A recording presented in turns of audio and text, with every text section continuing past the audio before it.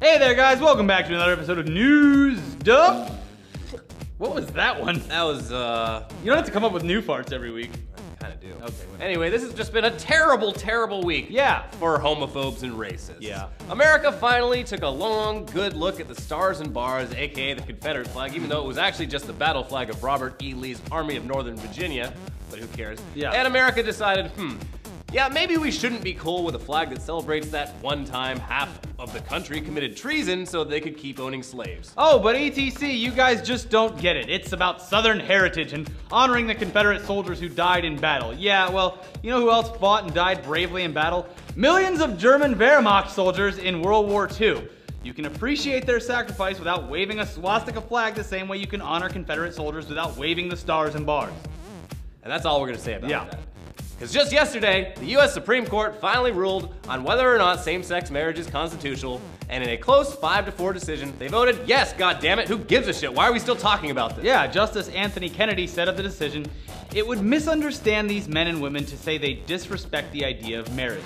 Their plea is that they do respect it so deeply that they seek to find its fulfillment for themselves. Their hope is not to be condemned to live in loneliness, excluded from one of civilization's oldest institutions. They ask for equal dignity in the eyes of the law. The Constitution grants them that right." Bravo! Finally! Jesus! Bravo. I mean, this was something that was going to inevitably happen anyway. I mean, there was already 36 out of the 50 states with legalized gay marriage in their state laws, and I mean, recently Ireland made the news for legalizing same-sex marriage via a popular vote, despite being a pretty Catholic country that's pretty conservative on a lot of stuff. But regardless, this is a big fucking deal. Yeah, and also not a big fucking deal at all, because again, who the hell cares? The fact that this is even something that needs to be debated is absurd in a lot of ways, because the only real argument against it has to be, and has always been, religious. And America isn't a theocracy. But whatever, we got some great Onion articles out of the whole thing. Onion was just on point. They must have had them all backed up and they were just like, open the floodgates. Yeah, like with obituaries. Yeah. We got to write articles once this happens. But yeah, it doesn't matter if you're, I feel like if you're our age or you brought up in our generation, like gay marriage and gay rights, you don't even want to think about it in that way because it doesn't affect me at all. It should just be there. You should be able to marry whoever you want. Yeah. You should be able to be gay if you want to be gay. It's not that big of a deal. Maybe to our grandparents, they're like, I don't know. Well, they're all gonna die soon. Yeah, true. Anyway, another huge piece of American political news came in the form of President Obama appearing on Mark Maron's WTF podcast, proving once and for all that all the condescending and dismissive shit that Howard Stern has been saying about podcasts not being real media is dead wrong. Yeah. Take that, Howard.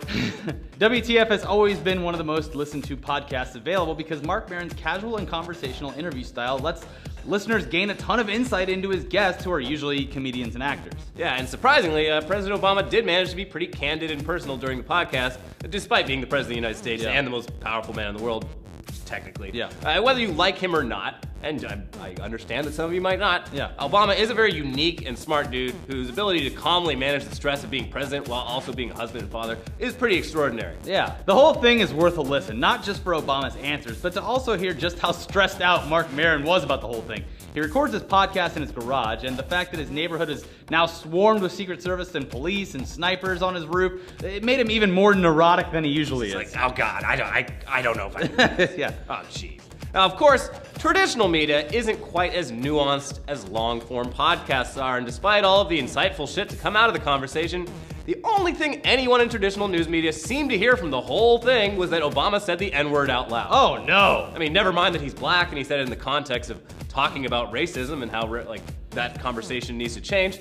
He said the N-word. Oh, no, but why can't we say it, huh? Yeah. If we're getting rid of the Confederate flag, why aren't we getting rid of rap music that has the N-word in it? Yeah, these are actual topics of conversation from American news media this week, so America has a long way to go. Yeah, we've come a long way, and also just barely come anywhere at all. Keep doing some baby steps. Look, like, it boggles my mind that conversation was happening. Like, why are they selling rap music in Walmart? Like, do you not understand how much of a racist bigot you sound like? But I guess they don't care.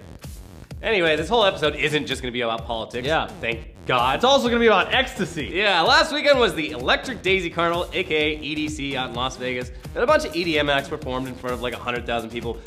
who gives a shit about any of that? Because Above and Beyond instantly won EDC by having Bryan Cranston come on stage during their set. Yeah, Above and Beyond has a track called Walter White, and who better to introduce that song than the guy who masterfully played Walter White on TV for 5 years. Still, very bizarre. I mean, you'd think something like this would be completely off Bryan Cranston's radar, but apparently he's even cooler than we thought. Yeah. I've been going to Braves this whole time. Guys, I've been at every EDC. I just love the music. Yeah, so anyway, he came out, he took the microphone, told the audience, "Say my name!" And then when they did that, he said, "You're goddamn right!" And then he shouted, "Walter White! Above and Beyond!" before pressing the magical play button and dancing around on stage like a guy who isn't 59 years old. It was great. And speaking of great TV that won't stop reminding us of its greatness long after it leaves the airwaves, Hulu is celebrating the fact that it's now got every episode of Seinfeld on its service by completely reassembling Jerry's apartment in New York. So that's cool. Yeah, so anyone who wants to go experience hanging out in the most iconic fictional TV apartment of all time, go nuts. Yeah, it's only open until Sunday. Oh, well, so hurry up. If you want to see it, and also they got a bunch of other props and set pieces from Seinfeld. Head on down to Chelsea and check it out. And for those of us not in New York, though, at least we've got every episode of Seinfeld on Hulu. I mean, that's the real. Gotta binge watch it this weekend. Yeah. You end up here like Tuesday morning. I finally finished. The apartment is weird though, because it's in like a storefront. So like, the side of the apartment that you never saw is like just a wall of glass windows looking out onto the street. Oh, great. Yeah. But enough celebration. Let's move on to frustration because NBC canceled Hannibal and fans are very upset. So like a lot of network TV shows over the years, it was well liked by fans and critics, but just didn't get enough viewers to justify taking up a whole network TV time slot. That shit's gold, baby. Yeah. And like other shows in that same situation, like Arrested Development and Community, and more recently The Mindy Project, it's looking increasingly likely that Hannibal is going to be resurrected by a streaming platform like Netflix or Hulu or Yahoo or Amazon or who the hell knows. And they'll probably do a way better job at it. Yeah. So, seems more and more like cable and streaming is where actually creative, interesting shows go. And network TV is where cop shows and doctor shows go to help old people fall asleep at night. So, yeah. So hopefully for Hannibal fans, the streaming option works out. It sounds like it very well might, and hopefully this just kind of becomes the normal progression of things. Until it is the mainstay. Yeah. So speaking of streaming, July is nearly here, and you know what that means? Netflix is dropping a bunch of shit. Oh well. It's also getting a bunch of new stuff too. As usual, there's a lot of filler in both categories, but let's take a look at what you actually should watch before it disappears. Leaving on July 1st, you've got Castaway, the movie where Tom Hanks gets marooned on an island and makes friends with a volleyball. One of my favorite movies. Yeah. Then you got Fear and Loathing in Las Vegas, the surreal, drug-fueled Hunter S. Thompson adaptation by Terry Gilliam. That movie is fantastic. If for some reason you haven't seen it yet, watch it right now. It's real fun. Then there's Louis C.K.'s stand-up special Hilarious, which I just watched on the plane to England. Yeah, that's great. It was actually hilarious. Super Troopers, which if you haven't seen, watch it, because there's another one coming next year. Especially if you're in college and you have a bong sitting next to you. Yeah, it's that's great. the best way to watch it. Yeah. Greatest action movie ever, Terminator 2 Judgment Day is leaving. If you haven't seen Terminator 2, you're really missing out. Yeah. It's the best one. It's the best action movie ever. Yep. It's perfect. Then there's also Iraq War Dramedy Three Kings and The Trailer Park Boys, the movie. It's not The Big Dirty, though. That's the best one.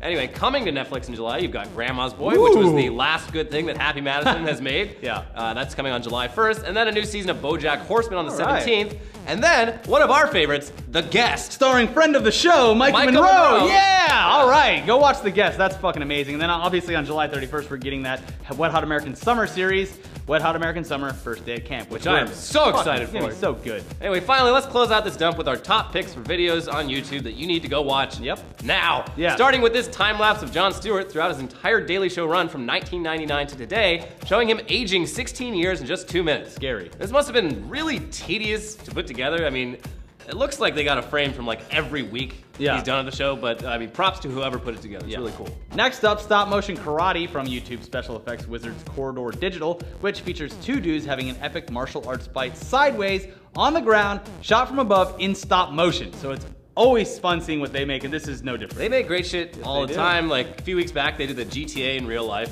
which is like amazing, so perfectly. A lot of people have tried doing that. We tried doing that. Well, this was years ago. But they nailed it. They always do. These guys are great. And finally, guys, My Wife's Junk is back. Yeah, you probably have no idea what My Wife's Junk is, but you should, because it's one of our favorite YouTube shows. Yeah. It's basically just a dude going through a divorce who needs to get rid of all of his ex-wife's stuff, instead of tossing it all onto the street, he sells all the items through the magic of YouTube and eBay. Yeah, previous junk includes Black Boy Angel, Swan toilet paper holder, and a Patch Adams VHS. So it's really good. And now, after a 2-year hiatus, he is back to pitch us all this Someone Special plaque, which you should really buy for Someone Special. It's known to make grown men cry. This is one of my favorite series. It is so deadpan and perfect. Yeah. It's, oh my god, I love it. Go watch all of them. Go watch all of them. And you'll know David from My Wife's Junk if you've seen any of Mark from Sick Animation's live action stuff that he's put out recently. So there you go. Very funny stuff. Enjoy, guys, and don't forget that Tomorrow is our podcast with Mike Shinoda from Lincoln Park in Fort Minor, and we can't say this enough. He was the nicest guy in the entire world. Great guest. Like, felt like we were best friends with him within 5 minutes of sitting down, so it actually turned out to be an incredibly well done podcast. Like, Maddie, the editor, was saying, like, it was just fun to edit. So hopefully it's fun to watch. Check it out. Yeah. Bye.